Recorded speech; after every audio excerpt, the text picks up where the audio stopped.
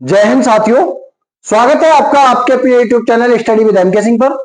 साथियों, आज हम बात करेंगे उत्तर प्रदेश पुलिस में सब इंस्पेक्टर कैसे बने, कितनी समय में तैयारी पूरी कर सकते हैं हम, और कम से कम समय में तैयारी कैसे कर सकते हैं, कौन कौन सी किताबें हमें पढ़नी चाहिए, कहां से हमें ऑनलाइन कोर्स खरीदना चाहिए या ऑफलाइन कोचिंग करनी चाहिए, कैसे कैसे प्रैक्टिस सेट लगाने चाहिए, इन सभी बातों पर चर्चा करेंगे। देखिए, अगर मैंने जो चार्ट बनाया है इस हिसाब से अगर आप तैयारी कर लेते हैं, मात्र 4 महीने में आप सिलेक्शन पा सकते हैं। मात्र 4 महीने में आप 2 स्टार लगाकर वर्दी पा सकते हैं। तो देखिए, शुरू करते हैं, कहां से तैयारी शुरू करनी है। यूपी पुलिस सब इंस्पेक्टर की तैयारी कैसे करें। देखिए, अभी महीना चल रहा है अक्टूबर, और अभी दिसंबर जनवरी तक फार्म आने के कोई चांस नहीं है। जनवरी से पहले तो आने नहीं है सब इंस्पेक्टर के फार्म। तो अभी मान लीजिए आपके पास कितना समय है, अक्टूबर, नवंबर, दिसंबर, जनवरी, 4 महीने हैं पूरे। और जनवरी में फार्म आ भी गए तो फरवरी तक आपके फार्म भरे जाएंगे। 5 महीने हो गए। मार्च अप्रैल में जाके आपका एग्जाम होगा, अप्रैल में जाके कहीं अप्रैल या मई में जाके आपका एग्जाम होगा। तो अभी आपके पास 5 या 6 महीने का टाइम है। देखिए, अपनी तैयारी को अगर आज से भी शुरू कर देते हैं तो भी आप सिलेक्शन ले सकते हैं। देखिए, किस तरह से तैयारी शुरू करनी है। सबसे पहले जो है, आपको 3 दिन एग्जाम को जानने के लिए आपको 3 दिन का समय देना है। देखिए, किसी भी परीक्षा की तैयारी करने के लिए हम चले जाएं, रेलवे का एग्जाम हो, रेलवे ग्रुप डी का एग्जाम हो, रेलवे एनटीपीसी का एग्जाम हो, आरपीएफ का एग्जाम हो, एसएससी जीडी का एग्जाम हो, यूपी पुलिस कांस्टेबल का हो या यूपी पुलिस सब इंस्पेक्टर का हो, एसएससी सीजीएल का हो, जब तक उस एग्जाम के बारे में हमें कुछ जानकारी ना हो तब तक हमारी तैयारी व्यर्थ है। जब तक उसके बारे में पूरी जानकारी ना हो तब तक हम तैयारी नहीं कर सकते। तो उसके लिए हमें 3 दिन का समय देना है। और ये 3 दिन का समय आपको एग्जाम पैटर्न, सबसे पहले सिलेबस जानने में, सिलेबस का प्रिंट निकलवाइए। सिलेबस का प्रिंट निकलवाकर अपने स्टडी रूम में, जहां आप स्टडी करेंगे, तैयारी करेंगे, वहां लगा लीजिए। टॉपिक वाइज लगा हुआ होना चाहिए। मैथ के कौन कौन से टॉपिक आएंगे, हिंदी के कौन कौन से टॉपिक आएंगे, रीजनिंग के कौन कौन से टॉपिक आएंगे, मूल विधि, संविधान और जीके जीएस से कहां से प्रश्न पूछे जाएंगे, ये सभी चार्ट आपके पास लगा हुआ होना चाहिए, मोटे मोटे अक्षरों में दिखाई दे।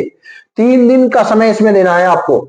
इसके बाद एग्जाम पैटर्न को जानना है। एग्जाम पैटर्न क्या रहेगा आपका, मैथ के 40 क्वेश्चन पूछे जाएंगे, रीजनिंग के 40 क्वेश्चन पूछे जाएंगे, मूल विधि संविधान प्लस जीके जीएस से 40 क्वेश्चन पूछे जाएंगे, हिंदी से 40 प्रश्न पूछे जाएंगे। आपके टोटल प्रश्न पूछे जाएंगे आपसे 160, जो 400 नंबर के होंगे। और निगेटिव मार्किंग इसमें होती नहीं है, अभी तक तो होती नहीं है, आगे का अभी देखिए, अगर होगी तो पता चल जाएगा। 35% क्वेश्चन, 35% मार्क्स आपको लाने होते हैं प्रत्येक सब्जेक्ट में पास होने के लिए। ये क्वालिफाइंग मार्क्स रहते हैं आपके। इसके बाद ये 3 दिन का समय आपको इसे जानने में लगाना है पूरी तरीके से। कौन कौन से टॉपिक हैं मैथ में, रीजनिंग में टॉपिक कौन कौन से हैं, हिंदी के कौन कौन से टॉपिक से प्रश्न पूछे जाते हैं, और मूल विधि, संविधान और जीके जीएस से कौन कौन से टॉपिक से प्रश्न पूछे जाते हैं। इसे 3 दिन के अंदर आप रट लीजिए, याद कर लीजिए, बना लीजिए चार्ट, कुछ भी कीजिए, इस पर ध्यान आपका पूरा रहना है 3 दिन। इसके बाद 3 दिन के बाद 7 दिन का समय आपको कहां देना है, पीवाईक्यू, प्रीवियस ईयर क्वेश्चन का विश्लेषण करना है आपको। प्रीवियस ईयर पेपर लेने हैं आपको, जो पहले आपसे पहले सब इंस्पेक्टर के एग्जाम हुए हैं। उसके लिए या तो आप कोई किताब खरीद लीजिए या ऑनलाइन जो है गूगल से डाउनलोड कर लीजिए, कहीं से भी लीजिए आप, मैं ये नहीं बता सकता कहां से लेने हैं, कहीं से भी लीजिए। प्रीवियस ईयर पेपर आपको लेने हैं और उनका विश्लेषण करना है। उनमें क्या क्या पता लगेगा, पेपर का लेवल पता चलेगा कि पेपर में प्रश्न किस लेवल के आते हैं। देखिए, कांस्टेबल का पेपर होगा, उसका लेवल अलग होता है, सब इंस्पेक्टर का लेवल अलग होता है, यूपीपीसीएस का लेवल अलग होता है, आईएएस के एग्जाम का लेवल अलग होता है, एसएससी सीजीएल का लेवल अलग होता है, रेलवे ग्रुप डी का लेवल अलग होगा, एनटीपीसी का लेवल अलग होगा।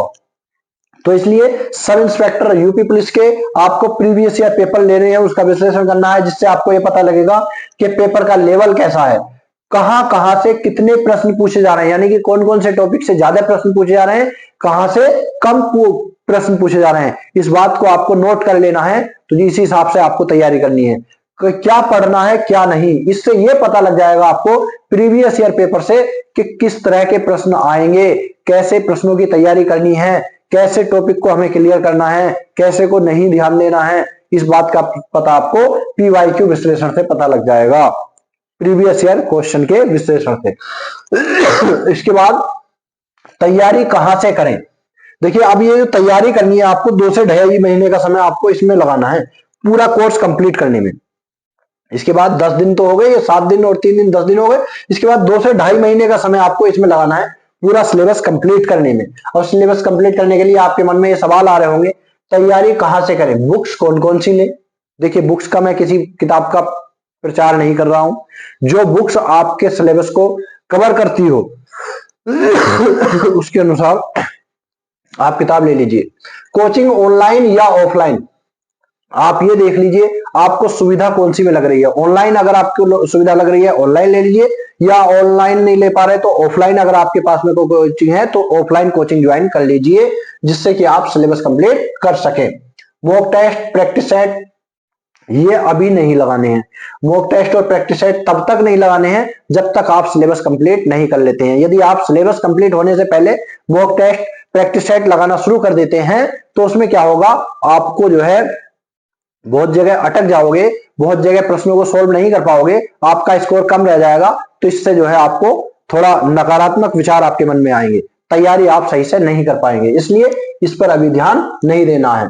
ऑनलाइन लगाने या ऑफलाइन लगाने, इस पर अभी ध्यान नहीं देना जब तक आप सिलेबस कंप्लीट नहीं कर लेते हैं।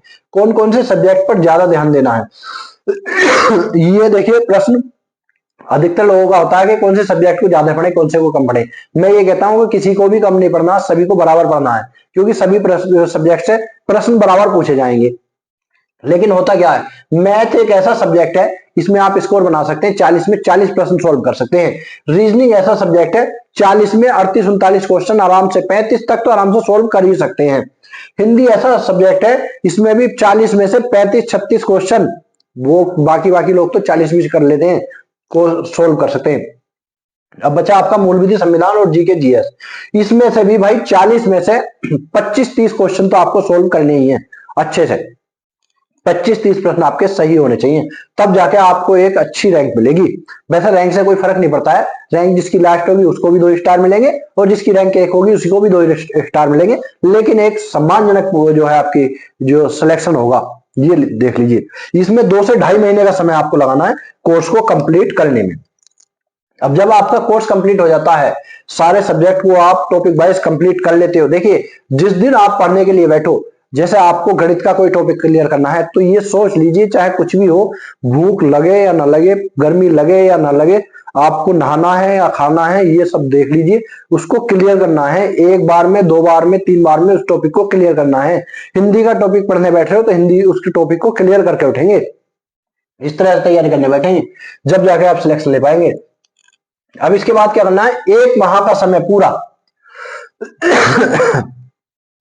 1 माह का समय आपको देना सब्जेक्ट वाइज मॉक टेस्ट। अभी जो है आपको पूरा सेट नहीं निकालना है, सब्जेक्ट वाइज मॉक टेस्ट निकालने हैं। जैसे गणित के 40 प्रश्नों का मॉक टेस्ट ले लिया, गणित का ले लिया अलग से, उसके बाद जो है रीजनिंग का ले लिया अलग से, उसके बाद हिंदी का ले लिया अलग से, उसके बाद जो है अपना मूल विधि, संविधान और जीके जीएस वाला अलग से ले लिया। 40-40 प्रश्नों के इनके अलग से सोल्व करने हैं। और सोल्व करते समय ये देखना आपके कितने प्रश्न सही हो रहे हैं, कितने गलत हो रहे हैं, उसको फिर रिवीजन करना है। रिवीजन करना है सिलेबस का। उसके बाद जो है प्रॉब्लम जो आपकी आ रही है, जिन प्रश्नों को सोल्व करने में प्रॉब्लम सोल्व करनी है, समझ रहे, जो क्वेश्चन आप सोल्व नहीं कर पा रहे हो उनको सोल्व करना है, प्रैक्टिस करनी है, रिवीजन करना है। ठीक है, ये हो गया सब्जेक्ट वाइज मॉक टेस्ट हो गए, इसमें 1 महीना पूरा लगा देंगे। अब इसके बाद आपको लेना है भाई ऑनलाइन और ऑफलाइन दोनों के लिए मैं बता रहा हूं। पहले 15 दिन आपको ऑफलाइन मॉक टेस्ट लेने हैं। कोई भी प्रैक्टिस सेट ले लीजिए, किसी भी प्रकाशन का, मैं किसी का प्रचार नहीं कर रहा, जो आपको अच्छा लगे, जो आपको सस्ता मिले या जो आपको आसानी से उपलब्ध हो सके, कोई सा भी ले लीजिए। और 15 दिन तक लगातार, चाहे 1 सेट पर डे या 2 सेट पर डे या 3 सेट पर डे, जितना आपके पास समय हो, 15 दिन और कुछ नहीं करना है आपको, सिर्फ और सिर्फ ऑनलाइन ऑफलाइन मॉक टेस्ट देने हैं आपको, पूरे 160 प्रश्न के। इसके बाद यहां देखेंगे आपका कहां स्कोर कम रह रहा है, कौन कौन से क्वेश्चन आपसे छूट रहे हैं, किसे सोल्व नहीं कर पा रहे हैं, उसकी जो है प्रॉब्लम है उसको सोल्व करेंगे और फिर रिवीजन करेंगे, उसके साथ साथ रिवीजन भी कर देंगे। अब लास्ट के 15 दिन आपको क्या करना है, ऑनलाइन मॉक टेस्ट देने हैं। ऑनलाइन मॉक टेस्ट इस तरह से देने हैं जैसे कि आप पेपर में बैठे हुए हैं, पेपर दे रहे हैं टाइम के अनुसार, बिल्कुल। यहां देने के बाद आपकी तैयारी हो जाती है पूरी। अब इस पूरी तैयारी के बाद मैं ये कहता हूं कि इस हिसाब से अगर आप तैयारी कर लेते हैं तो आपका सिलेक्शन 100% होगा, 100% होगा, कोई रोक नहीं सकता आपको। ठीक है, तो और जो है यदि आप तैयारी कर रहे हैं सब इंस्पेक्टर की, या आपके कोई दोस्त तैयारी कर रहे हैं, तो उनके पास ये वीडियो जरूर पहुंचाएं, जिससे कि कोई भी व्यक्ति अपनी तैयारी को आसानी से कर सके।